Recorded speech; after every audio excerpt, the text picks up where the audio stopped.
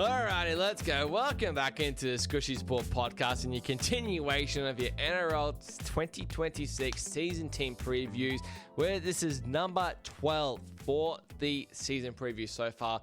We literally have 5 more to go after I finish this one. It has been honestly so fun. This is my first ever time doing the podcast coming up to NRL season. Literally deep diving into every single team has been so incredibly fun. It really feels like I get a good gauge on how the season is going to go. Gets my predictions looking good. Obviously for Supercoach, other things, just to really get a good gauge on how I think the season will go. This episode, we have got the mighty Penrith Panthers losing their streak last year of 4 premierships in a row, losing in the prelim to the Brisbane Broncos. Before we get started, make sure you give this video a massive like and a subscribe to the channel as well. As I said, preview number 12, so make sure you go check out the other 11. I've just come out with the Roosters one around the same time as this one here, so I'm recording this literally after the Roosters.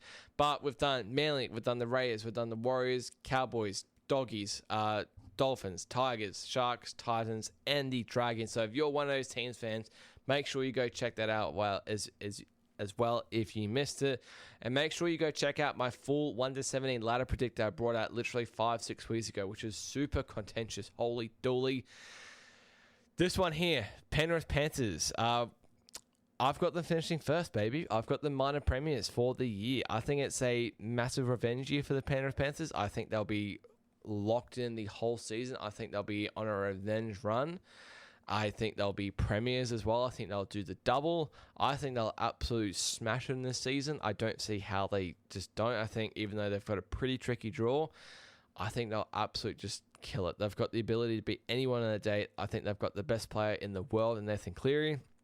But let's do a recap. Let's go through. So what I do is do a little bit of a 2025 recap, sort of where they finished on the ladder, that sort of thing. Looking at their 2026 gains and losses for the season. Who have they gained for the season that I think can actually change their squad in their 1-17 or even just their depth squad? And then we're going to have a look at their 2026 losses. Who is a sort of a loss in that team that may affect them how they go this season? And then we're going to have a look at their best 1-17 and then the rest of their squad. Just a little PSA, their 1-17 has hardly changed from the prelim last year. Then we're going to go through their draw analysis. How they're looking for their draw coming into 2026. As I said, is one of the harder draws, but we'll get into it. Let's get stuck into it. As I said, Penrith Panthers, my minor premiers for 2026. And honestly, this is something I predicted myself. Honestly, as soon as probably they lost that prelim against the Broncos. They absolutely choked it away. What was it, 14-0 at halftime? They were up. Looked like they were going to make a 6th grand final in a row. Looking like they're probably going to win a 5th premiership. They ended up losing to the Premiers, the Broncos there, but they absolutely choked that game away. They had a chance to go, what was it, close to 20-0 up at the start of the second half in that prelim. And took a mighty effort by Reece Walsh to stop that try. And then they just kind of fell apart, which is not how the story of the season for the Panthers, but it was definitely a weird year. We probably thought like they couldn't just keep winning and winning after winning 4 in a row. You think, could they honestly win 5? Like, yeah, it was doable. Can they just keep it up? Can they just or they're going to falter? And we saw at the start of the season, they were faltering big time. I think, what was this team after 12 rounds? Literally last on the ladder. I think they had won 4 games. I think they had lost 7, had a draw in there as well. They were just not looking like the Penrith Panthers that we're used to. Not like they had a whole heap of injuries as well. It just looked like everyone was kind of just a little bit tired. And instead of gear 5, they're in about gear 3 or 4. And it just, they couldn't quite close out matches. They were conceding a lot of points. It was just really weird to see. And then the big turning point was actually against my boys, the Warriors. It was after Origin 2, Origin 2 was played in Perth. And then after that Origin game, they had a game against the Warriors in Auckland. So they couldn't play any of their stars at all. They had literally their New South Wales Cup. Ivan Cleary just decided to send pretty much the New South Wales Cup side to Auckland. Just see how it goes. There's a good chance they'll lose. I remember the 10.5 point underdogs against the Warriors at home. And they won that bloody game. And that win just seemed like, even though you didn't have your Clearys, you didn't have Edwards, you didn't have To'o playing, you didn't have Isaiah Yeo playing there as well. I'm sure there's someone else I am missing from that list as well. Then have Liam Martin playing there as well. And then they just won, and the belief in that turnaround was just insane. They just thought, you know what, let's go make the top 8. We can make top 8. And honestly, it was literally like 3 weeks ago, it looked like they could make top 4, which was the most insane thing ever. They ended up finishing 7th for the season in the ladder, won 13, lost 10, and draw 1. I believe that was against the Cowboys. Attack-wise, scored 576 points for the year, which ranked 7th on the ladder there. Points conceded was 469, so that was 3rd for the year, which is very good defense in the top 4 there. So overall, looking at that 7th sort of finish was probably, I guess, like fair, I guess you'd have to say. Plus points difference of 107. Ivan Cleary is the coach. Contract until end of 2027. I have seen some rumors that he's got a big payday coming. That will be like another 5-year extension along with Nathan Cleary there as well. Let's have a look at their 2026 games for the season. Not too many that'll actually impact the 1 to 17, but some good sort of handy backups if there was to be any injuries. Honestly, so many Warriors New South Wales Cup players. Just like they sniped, 4 of them, I believe. You got Tom Ale, a guy I used to really like at the Warriors in New South Wales Cup. Just didn't quite get his opportunity. Sad to see him go. Let's just go through the Warriors one. So Tom Ale, he's a really handy backup forward if one of these guys gets injured or maybe during Origin time. Kalani Going, New South Wales Cup Player of the Year last year. He is epic. I don't think he's going to get too much opportunity in this team, unfortunately. Maybe in the 14 role. Just never know, but he is unbelievable. Sad the Warriors let him go as well. Freddie Lussick, a guy that was starting a few games here and there for the Warriors in the NRL team last year. Now he's not even in the 17 for me in the Panthers. Super handy backup there in the number 9 there, or even halfback potentially there as well. Mainly number 9. And the other one is Toby Crosby, an absolute beast forward coming from the New South Wales Cup Warriors as well. He's signed for the year as well. He's going to be unreal. I think he'll be close to making the 17 at the end of the year, just with how good he is. And then the other one there is Jack Cogger, making his return from the Newcastle Knights. You could call Jack Cogger a premiership hero kind of from that 2023 grand final there. Finally makes his return back to Penrith. 2026 losses. No one like massive. As I said, that 1 to 17 is very similar to how the prelim team looked. I'm just going to go through the main ones. We've got Dane Laurie heading off to the Raiders, a guy that never started at fullback, only during Origin period for Dylan Edwards there. A guy that maybe played 10, 15 minutes at the end in the number 17 role, 14 role for Panthers if needed. But not a huge loss. Not a huge loss. Brad Schneider's off to the Dolphins. They got Jack Cogger back, so he's essentially that like-for-like replacement backup, halfback if needed. Luke Summerton, he's off to the Titans, a guy that played a little bit here and there for the Panthers in NRL last year. But again, not too much of a massive loss there. And then Trent Tolau as well. Little handy sort of backup outside back there for the Panthers as off to the Storm. Like I said, you look at their losses, not a huge amount of big losses. They've lost so many big players, right? They've lost Jerome Luai. They've lost Stephen Crichton. They've lost plenty of players. Sania Taruva.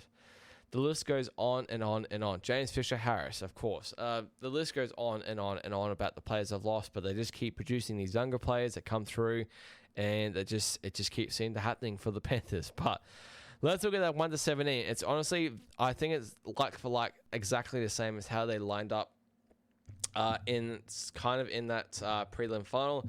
Your fullback Dylan Edwards, a guy that was honestly super shaky for the back half or quite a lot of last year, I thought. Just didn't quite look like the Dylan Edwards that we know, and the guy that competed in Origin. Was dropping high balls. He looked tired. Dylan Edwards is a guy that can go a very, very long time and run a lot, and just wasn't quite there. Bit of an off year for Dylan Edwards. Do expect him to bounce back, though. He's just that kind of player. On your wings, you can do a couple things here. I'm going to put Brian To'o and Paul Alamotti on the wings here. I mean, Bizza had a bit of a down year last year. Bizza was injured a little bit, but I mean, he's just a weapon, man. He's probably the best winger in the comp, I think. He is incredible. His meterage out of his back end is incredible. Over 200 meters easily every single game, it seems like. Scores the tries. This is running. It's just like the modern winger these days. You've got to be able to run a lot out of your backfield. That's exactly what he does. He busts so many tackles. It's just unbelievable watching him. And then Paul Alamotti on the wing seemed like the feel-good story near the back end of last year in that final sort of series. He got the start in Vegas started 2025, and then just sort of had a couple bad games and actually got dropped in New South Wales Cup. And then we saw him come back near the back end of the season. You're like, where was this Alamotti near the start of the season? He just absolutely turned it on. He destroyed the Bulldogs. He scored a double against the Broncos in the prelim. He scored against the Warriors. I think he did as well. He absolutely destroyed it at the back end of last year. Absolutely destroyed it. In your centers, you're on your right center, you got Isaac Tungo, of course. I mean, he is so good, right? I really like Isaac Tungo. If he improves his defense, he'll be awesome. And then you got Casey McLean. Casey McLean, literally probably the best young center going around in the comp at the moment. He's an unbelievable talent. He destroys it for New Zealand every time he puts on that jersey as well. Unbelievable talent. Absolutely unbelievable. Obviously, you got Jesse there as well, but he doesn't quite make the team yet. But Casey is an absolute weapon. Absolute weapon. Let's get into the halves. Halves don't change much from last year. Blaze Talangi there in the 6. I think my call for 2026, Blaze Talangi will be a Dally M58 of the year.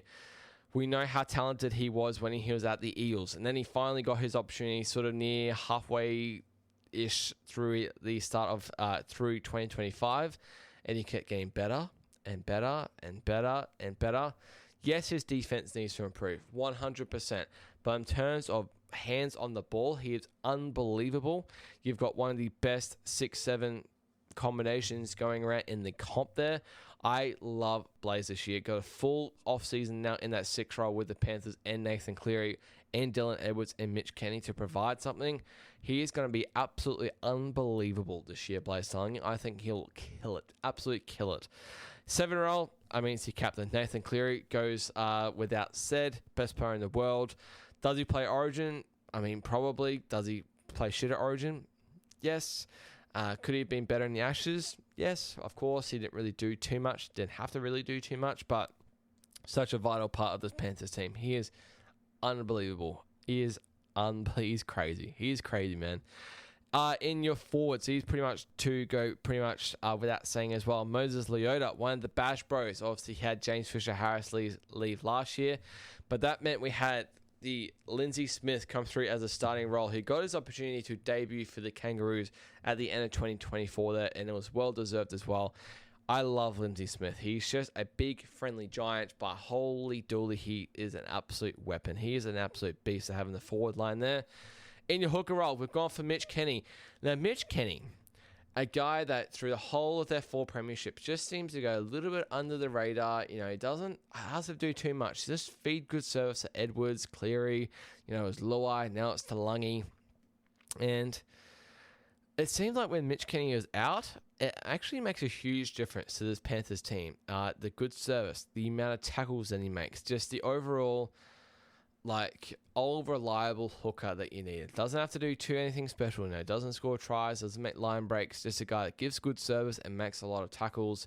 Doesn't make too many mistakes. Mitch Kenny is so under the radar. Such a low-key, vital piece of this Panthers team. He is what I like to call the linchpin of a team. A guy that literally connects one side of the train to the other side of the train, right in the middle there. And he's out and makes such a difference, I think, to this team. On your edges, I would like to see this change. I think this is how they'll line up for round 1. But we've got Liam Martin there on the right. Liam Martin. I get it. He's awesome. He's not a guy that's a stat sheet player. He's a guy that you literally look at his stats at the end of the game and you think, oh my God, 6 runs for 48 meters. What are you doing, Liam? Gets picked for Origin.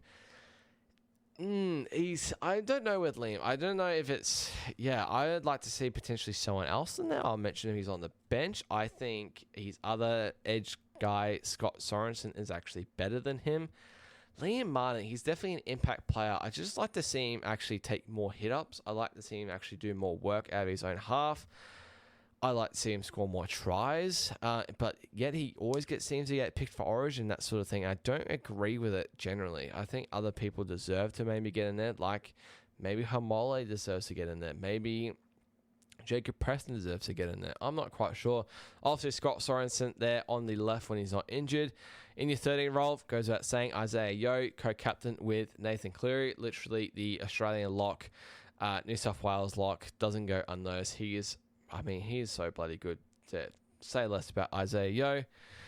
In your 14 role, I've gone for Jack Cole there. A guy that is sort of like a backup half here and there, can give a little bit of service there at the 9 role. Would not shock me to see a Jack Cogger there maybe. If you want to really spice it up, maybe you can get a Kalani going in there. Maybe you can get a Freddie Lussick in there. You just never know. If Jack Cole doesn't quite perform, I think he's got a bit of pressure on him for that 14 role.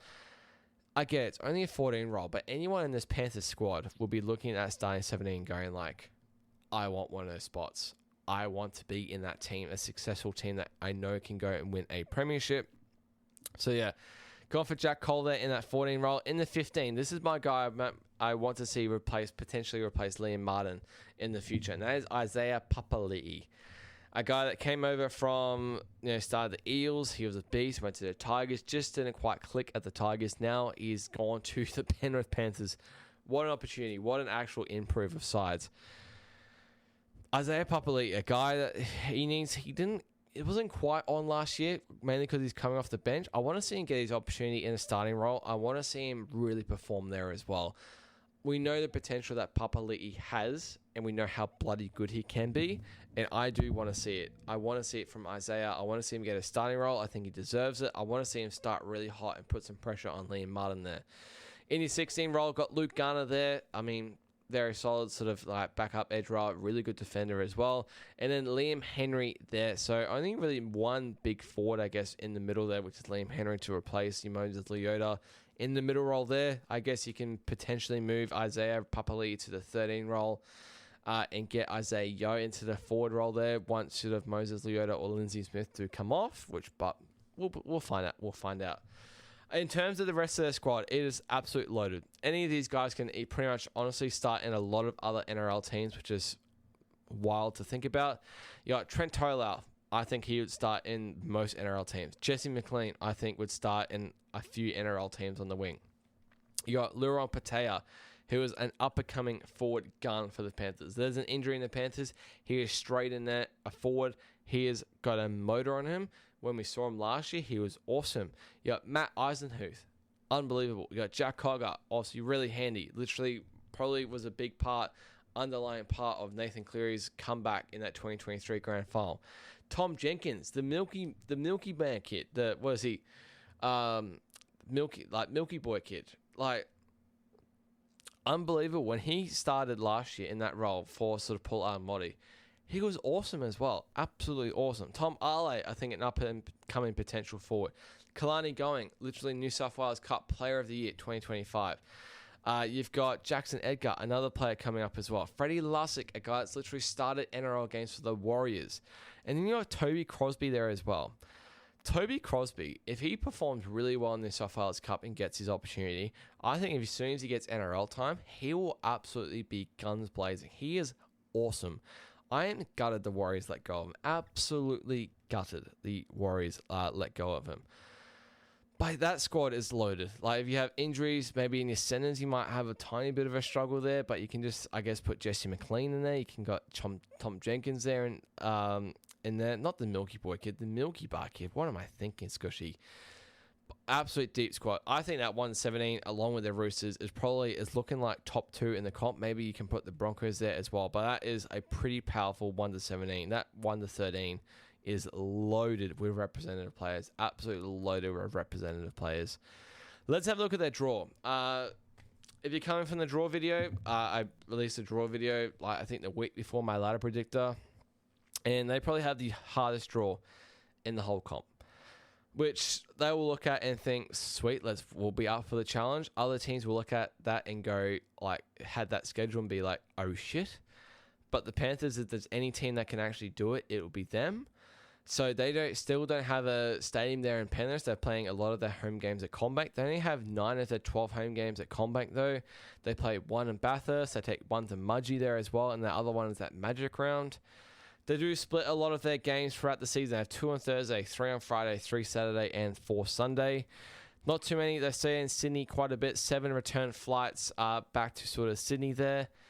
In terms of who they have to play in the top 8 twice, including, there obviously 7 other teams in the top 8 apart from them, right? They play 6 of them. 6 of them, which is crazy to think about. They play the Broncos twice. They play the Bulldogs twice. They play the Raiders twice. They play the Storm twice. They play the Roosters twice. And they play the Warriors twice. The only team in the top 8 there that in 2025 that don't play twice is the Sharks. Brutal schedule. Literally playing 6 of the top 8 teams, playing all of the top 4 twice. But as I said, there's any team that can actually go and do it, it is the Penrith Panthers. So that's 6 of the 8 teams they play twice. The others is Eels and Tigers, which is not too bad. Although I think, honestly, it's not like it's like the Dragons or like the Titans or Cowboys, that sort of thing. I think Eels will be close to the 8, and I think Tigers, they should be relatively close to the 8, I think, as well. I said they played the top 4 8 times. They played the top 8 13 times. More than half their games are against top 8 teams. They only played literally the bottom 4 from last year. Only play them once each. The only good thing is they have no 5-day turnarounds, which, there's only a handful of teams that do. They're one of the few teams that play 3 games in a row on the road. A lot of teams this year, if you look at their schedule, which was actually done by AI, they play just 2 games on the road, then they go back home. The Panthers are one of the few teams that actually have 3 games in a row on the road. They about buys in round 12, 15, and 19. So do fit into that origin period there, which does help them for sure. Obviously, if you look at their team, you've got Dylan Edwards, you've got Brian Toto, you've got Nathan Cleary, you've got potentially Lindsay Smith, you never know. You've got Liam Martin, you've got Isaiah Yeo. 6, 7 origin players there, crazy. Similar to sort of the Roosters. So Roosters and Panthers is going to be very interesting to see how they do go during the origin period, missing a lot of stars. We know that was a turnaround point for the Panthers though last year, winning after Origin 2 really did turn their season around. The fact is they start 11 games straight, and then the first bye, and then they have 3 byes literally in the span of 8 weeks. So they only play around 13, 14, 16, 17, 18. So they only play 5 games in a matter of 8 weeks. I get it's during Origin period. A lot of those other guys will be playing 3 games anyway. That is, I don't know if that's a good thing or a bad thing. Maybe you want one near the start, maybe you want one near the end, maybe after round 20. But I guess they'll probably take the fact that they have a bye after Origin 3. I think looks like they have the bye when they'll be missing their stars in Game 1 and Game 2 as well. So maybe it does work out quite well for them. But overall, I just don't see where the Panthers, falter. If they can get through that Origin period unscathed, I think they'll absolutely light up the comp this year despite their hard schedule. I think a lot of those hard games will actually battle hard in them. They open the season against the Broncos, which is absolute cracker. Finals revenge, I think they really win that one well. And I think the good thing for the Panthers is they'll just be really locked in most of the season, knowing they've got a lot of tough games coming. I don't think they'll shy away at all from it. And you come to when it comes to an easy match, I think they'll absolutely batter them because they're so used to smashing these good going against these good teams. They'll come up against the bottom 8 team or bottom 4 side. They'll absolutely pile it on. I just don't see them having too many flat spots. I think they'll be super locked in. I think it's a big revenge season coming for the Panthers. I have the minor premiers. I think they'll be premiers as well, winning 5 out of 6 premierships. The dynasty is not over. The dynasty is nowhere near over for the Panthers. I think they win it all this year. They are my premiers and minor premiers, as I said. But that will do it for the season preview podcast of the Penrith Panthers, going through a 2025 recap, looking at 2026 gains and losses for the season and how they impact their 1 to 17.